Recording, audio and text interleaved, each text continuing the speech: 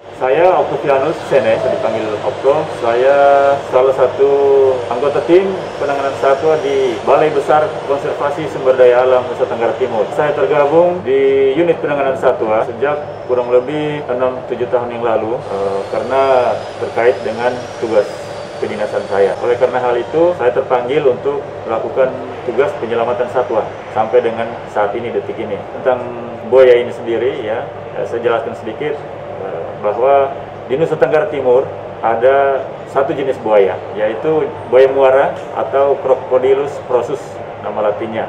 Kenapa?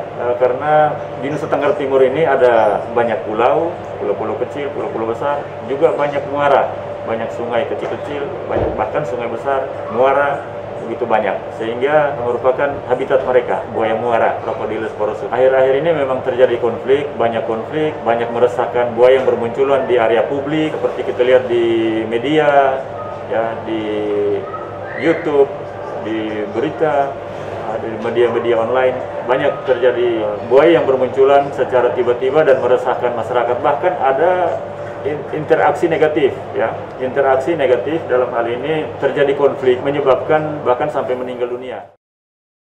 Memiliki 1000 pulau, Nusa Tenggara Timur kaya akan flora dan fauna.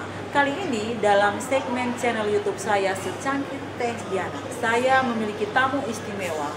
Dia adalah seorang penakluk reptil buaya yang sudah memiliki banyak pengalaman di Nusa Tenggara Timur menangkap dan menaklukkan buaya Crocodylus prsus. Kali ini saya akan berbincang-bincang dengan sang penakluk buaya ini, Bung Okto Sene. Selanjutnya dapat Anda saksikan dalam channel YouTube saya. Jangan lupa like, comment, subscribe channel YouTube saya.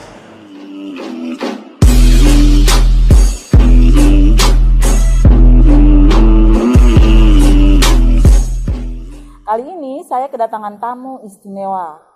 Beliau ini adalah seorang yang ahli atau lebih dikenal dengan penakluk satwa liar.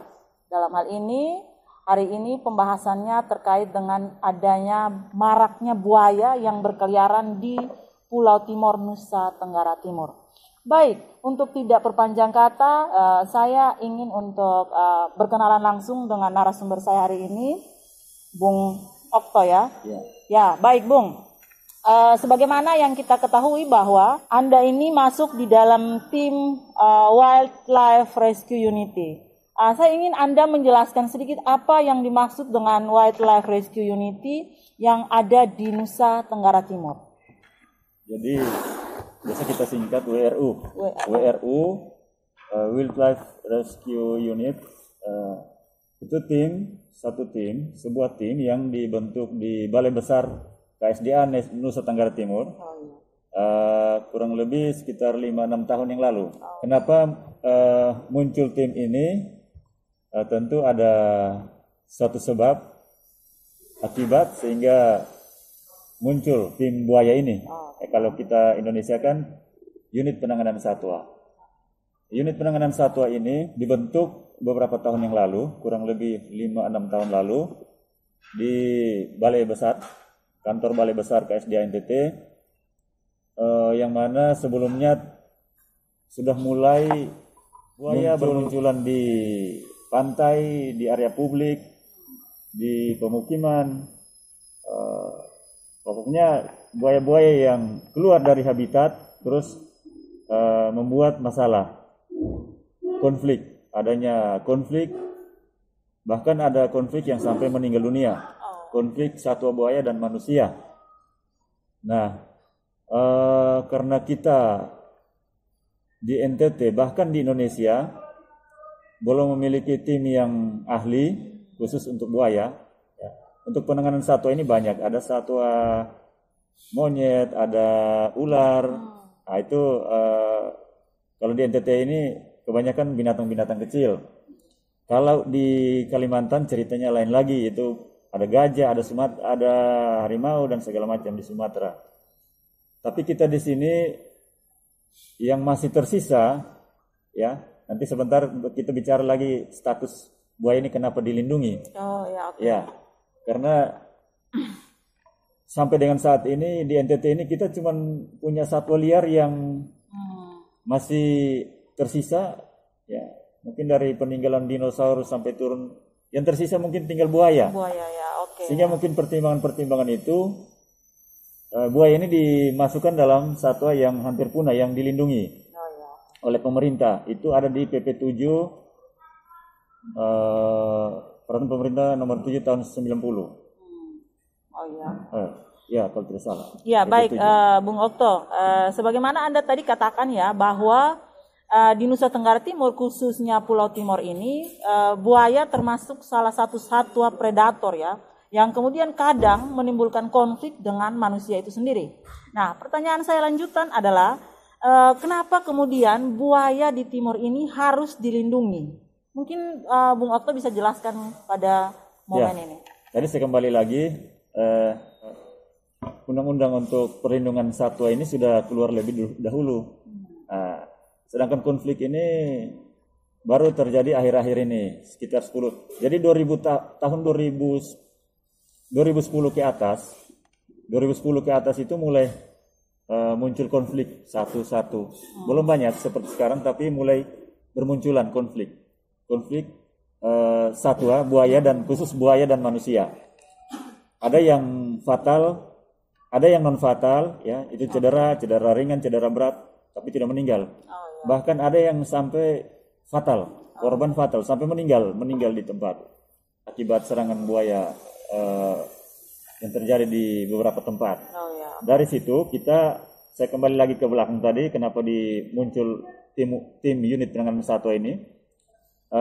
Kita keterbatasan sumber daya manusia, keterbatasan fasilitas waktu itu, banyak keterbatasan kita, tetapi mau tidak mau ini melekat dengan tugas pemerintah, tugasnya dalam hal ini Balai Besar.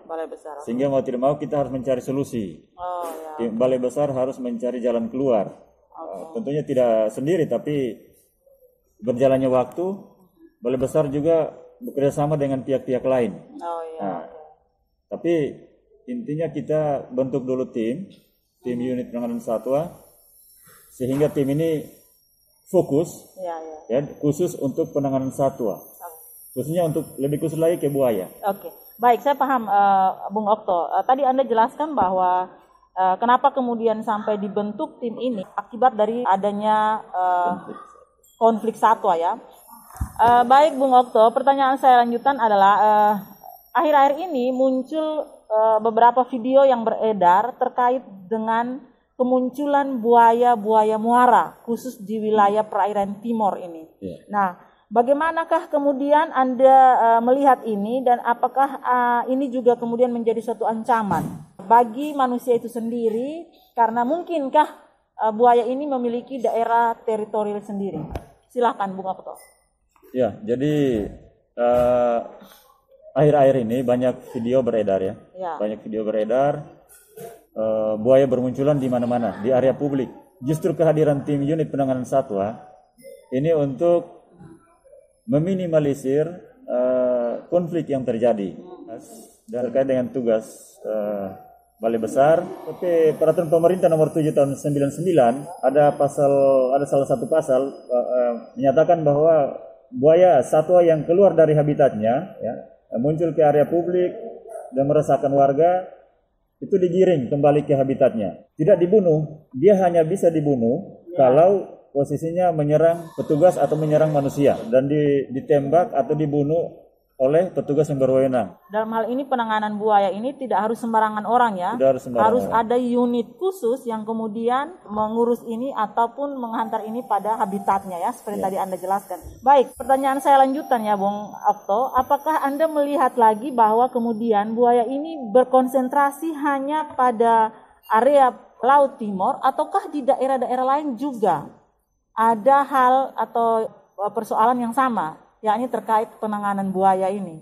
Ya, kalau berbicara konflik kasus buaya, khusus untuk kasus buaya, hampir terjadi di seluruh wilayah, bahkan di Nusantara, di Indonesia. Namun untuk NTT sendiri, angka konflik tertinggi ada di NTT, bahkan sampai ada angka tertinggi, angka kematian akibat serangan buaya fatal kenapa mereka sampai keluar dan terjadi konflik dengan manusia, interaksi negatif. Ada interaksi negatif karena beberapa faktor ya. Ini nanti kita berbicara lagi tentang kenapa sampai buaya bisa keluar dari areanya. Itu ada faktornya. Ada penyebabnya. Ya, ada beberapa penyebab. Baik, Bung Okto, terkait dengan jawaban Anda tadi ya.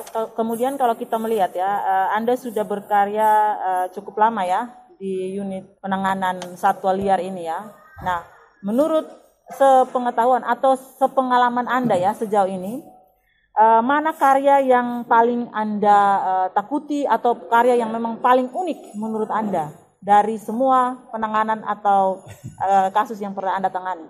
Jadi hampir setiap kegiatan itu menarik dan unik. Unik ya. Unik. Karena satwa yang sering terjadi dan menjadi banyak perhatian masyarakat, banyak perhatian orang, itu buaya. Buaya. Kalau ular, kalau monyet itu mungkin hal biasa dan tidak terlalu menarik. Tapi khusus untuk buaya, Crocodylus porosus, itu banyak menarik perhatian warga, masyarakat. Ya, baik masyarakat yang ada di pesisir, masyarakat yang maupun masyarakat yang menonton di TV, itu saja tontonan yang sangat menarik. Menarik ya. Sehingga bagi kami juga menurut saya kami juga tim penanganan satwa ini kami belum lama memulai, tetapi pengalaman di setiap kegiatan kami, setiap operasi penanganan merespon laporan masyarakat terkait konflik satwa dengan manusia, satwa buaya. Setiap kegiatan itu hampir unik, menarik karena ceritanya beda-beda. Hampir sama tapi beda-beda. Nah, dan penanganan khusus untuk buaya ini membutuhkan skill, membutuhkan konsentrasi yang cukup tinggi, kekompakan dan kehati-hatian. Tidak sama seperti kita menangani ular. Kalau ular ya mungkin hanya 1-2 orang atau 1 orang saja bisa tangani. Tapi kalau buaya tidak bisa 1 orang. Ya, dia membutuhkan tim, kekompakan, membutuhkan kerjasama yang memang kalau satu membuat kesalahan bisa berefek kepada tim yang lain, teman-teman yang lain. Jadi kalau mau bilang unik, hampir setiap operasi, setiap kegiatan penanganan itu hampir unik semua. Baik. Saya pikir kecintaan Anda terhadap pekerjaan Anda ini juga kemudian mengantar Anda pada suatu kepastian bahwa memang ini adalah sesuatu yang unik yang harus saya jalani ya. Iya, baik. Pertanyaan saya lanjutan, Bung Okto. Kenapa kemudian buaya itu keluar atau kenapa kemudian dia berkonflik atau apa begitu sehingga dia muncul di publik, padahal kan setahu kita masing-masing binatang itu dengan habitatnya sendiri-sendiri. Silakan, Bung. Ya, saya kembali lagi bahwa buaya yang ada di NTT ini cuma satu jenis, Crocodylus porosus. Porosus buaya muara. Nama Indonesianya buaya muara. Itu dia hanya di muara, tapi dia bisa keluar ke laut. Dia bisa ke laut juga. Kenapa dia bisa keluar ke laut? Memang belum banyak penelitian, tetapi dari fakta yang ada, beberapa kemungkinan yang terjadi itu ada. Bisa saja terjadi. Yang pertama, mungkin sudah area habitat buaya itu sudah ada campur tangan manusia. Terusik. Campur tangan manusia dan di situ bisa saja terjadi perebutan makanan. Nelayan mencari ikan, masyarakat mencari ikan, kerang. Di situ tempatnya dia itu untuk tempat makannya juga dia di situ. Sehingga ini faktor yang pertama itu makanan. Yang kedua faktor yang pertama itu mungkin lahan ya. Lahan. Yang kedua itu faktor makanan. Kurangnya makanan dengan sendirinya dia harus keluar mencari makanan di luar. Mungkin juga faktor-faktor alam lain yang mungkin arus atau terjadinya gelombang yang besar sampai arus bisa saja bawa mereka keluar ke area laut, ke pantai. Ya.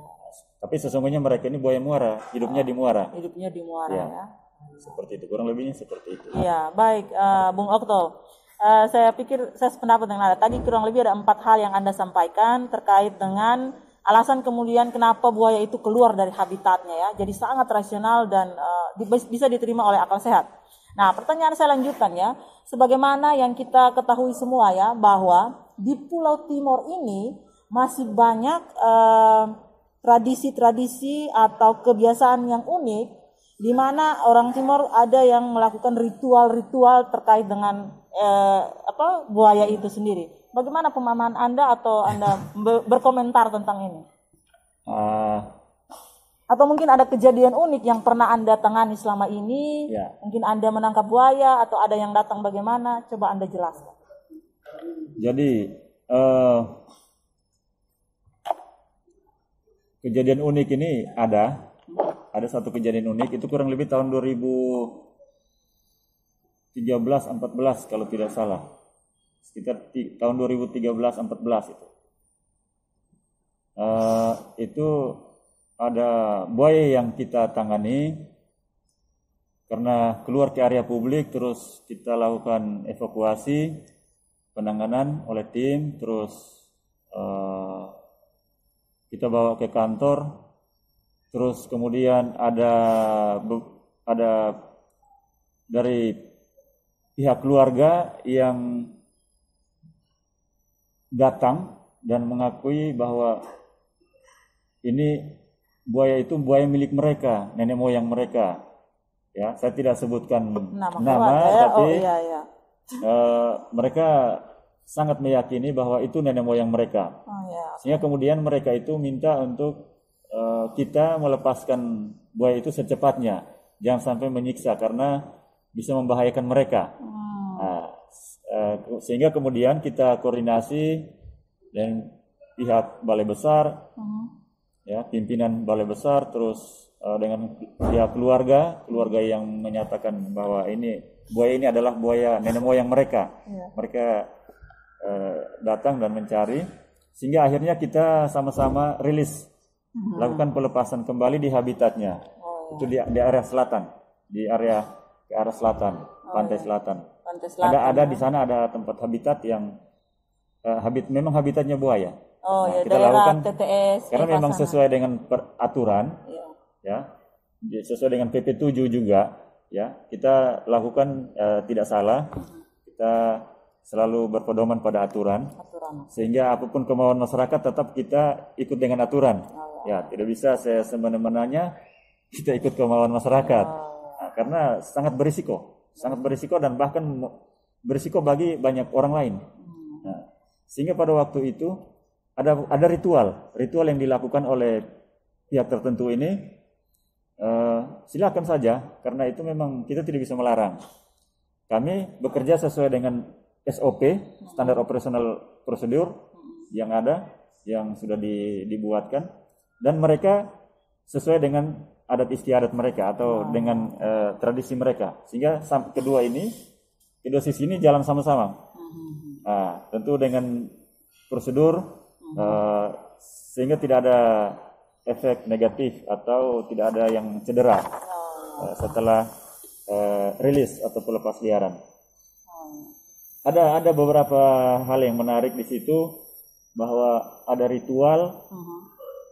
Mereka mengakui bahwa nenek moyang mereka ini memang harus dihormati, dan kita juga memang sebagai manusia, makhluk hidup, ya, mungkin mereka juga punya hak hidup ya.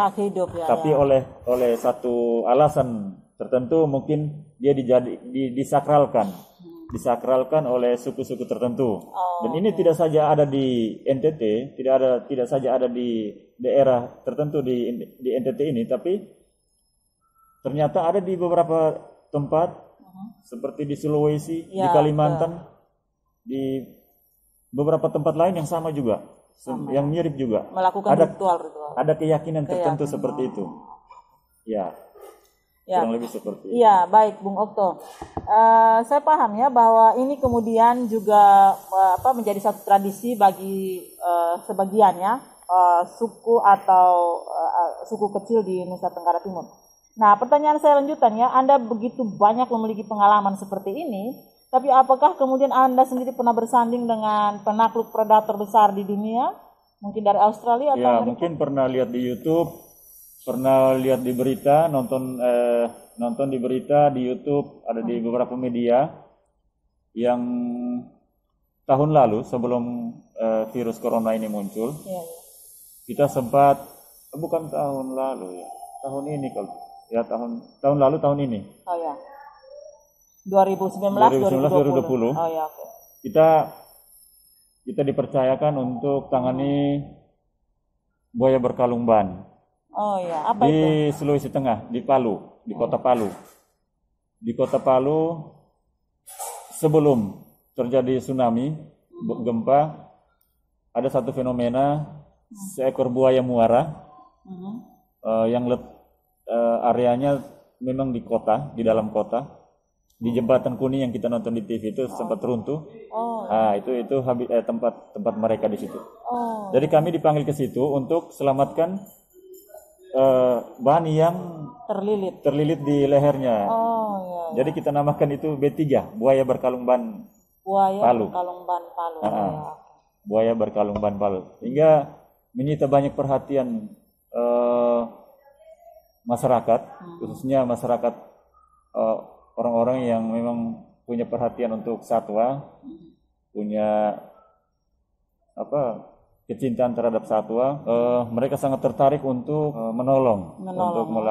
Sehingga waktu itu dari pihak pemerintah Indonesia sendiri memang belum membuka kesempatan untuk pihak luar, tapi begitu banyak perhatian dari luar yang sudah mulai menyorot ke sana.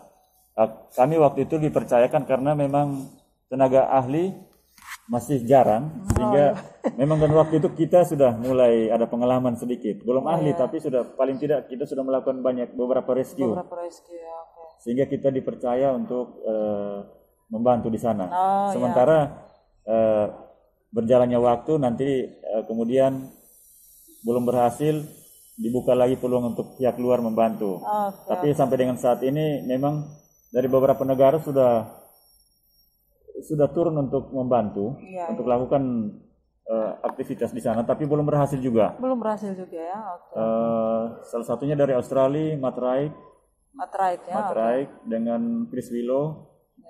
Itu kami sama-sama kolaborasi dalam satu operasi tahun ini, awal tahun ini, 2020 ini, sebelum corona. 2019. Setelah itu ada beberapa tim lagi yang turun. Ada bahkan dari Amerika juga ada. Tim Discovery juga turun. Tapi belum ada.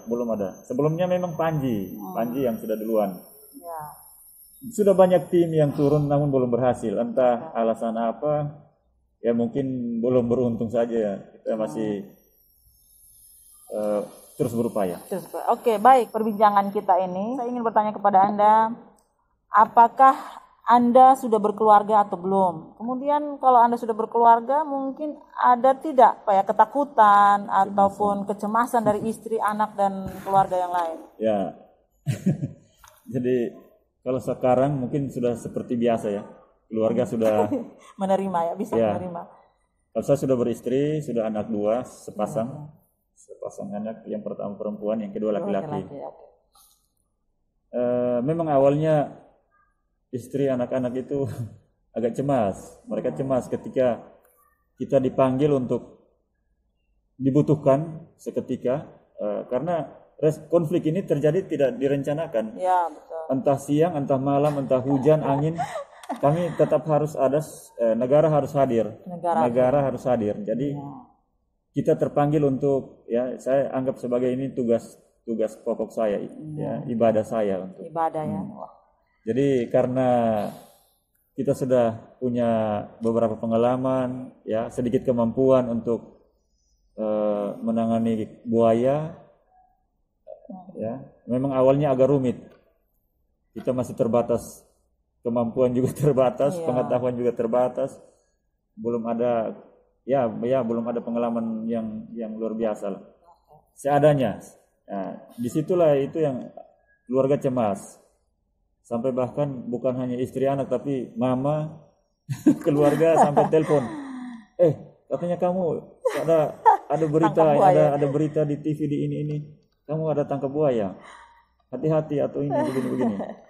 Tapi mungkin karena keseringan terus banyak konflik, banyak konflik yang terjadi, kami dipanggil setiap saat, setiap waktu, sehingga dari waktu ke waktu pengalaman semakin baik, ya, pengetahuan, keterampilan semakin lebih baik, sehingga walaupun belum maksimal tapi sudah ada bukti beberapa hasil yang memang nyata sudah kita lakukan, kita rescue, berhasil kita tangani.